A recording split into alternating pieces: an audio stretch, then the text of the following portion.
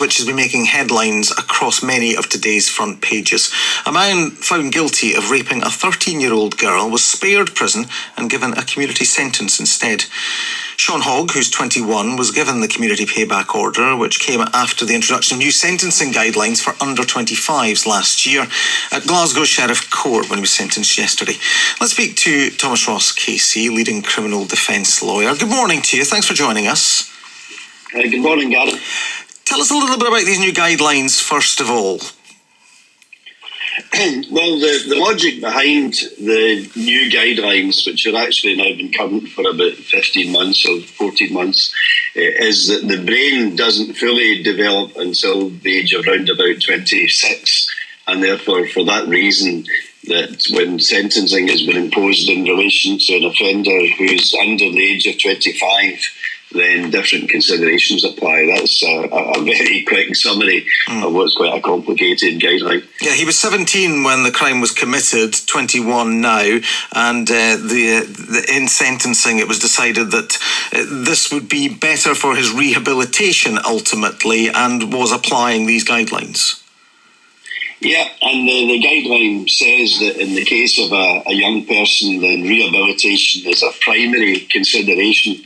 And I would imagine that was at the forefront of the judge's mind. I mean, I should say that many young people are sentenced, and most young people who are sentenced for rape go to prison. So this is quite an unusual sentence. Yeah, and then just on the prison issue first, for the moment, is rehabilitation possible in prison? Because it seems that in passing the sentence, the judge felt that that wasn't going to happen in this case. Well, I mean, I think the evidence. Yeah, I mean, I think the evidence would suggest the contrary. Obviously, there are fairly high rates of reoffending, and it's reasonably predictable that if you put a young person in amongst a group of 100 other young people, all of whom have problems and have offended, then it could have negative consequences. But of course, the public are right to point out that the interests of the individual who is being sentenced are not the only interests which have to be considered by the court. Well, indeed, and Rape Crisis says that this feels like an incredible situation. Someone who raped a young girl walks away with a community payback order. They're also concerned about the effect that this might have in the message it sends to anyone thinking of reporting rape and how the justice system treats rape. Would you share those concerns? It's a very valid point. I heard Sandy on the radio last night and I understood everything she said. But what I would say is it's an extraordinary sentence. I've been working in the High Court now for around 20-odd years. I've never seen anybody avoid prison for rape until yesterday.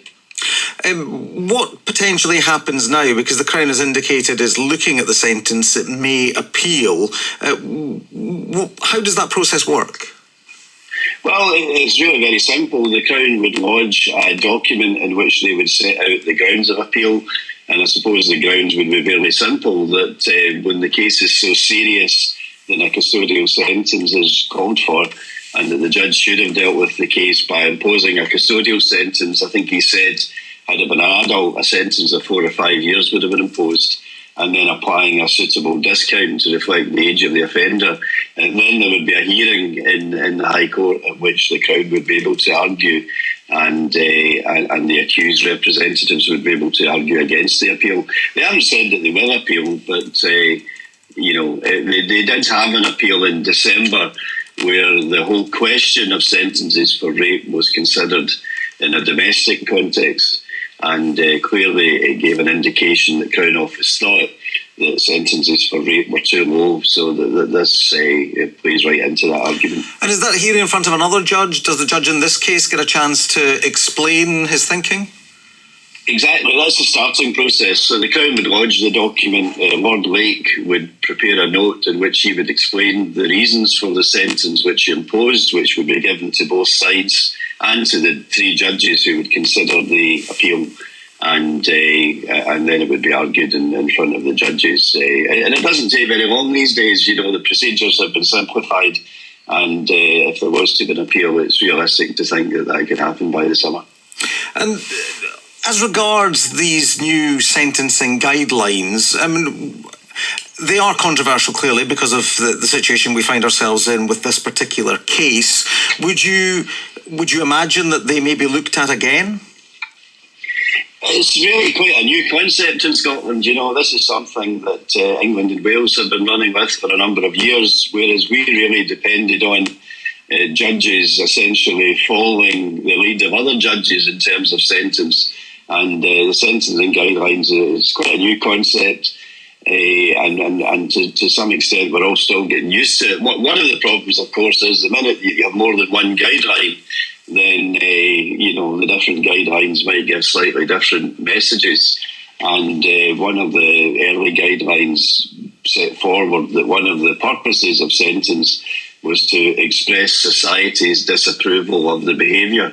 And I think this might be the very area in which the public feel that perhaps the sentence hasn't got it entirely right. And the judges also have to take into account the deterrent effect as well of the message that a sentence sends. They can take it into account, and I suppose equally you might think it's not so much of a deterrent of 270 hours as opposed to 3 or 4 years in the jail.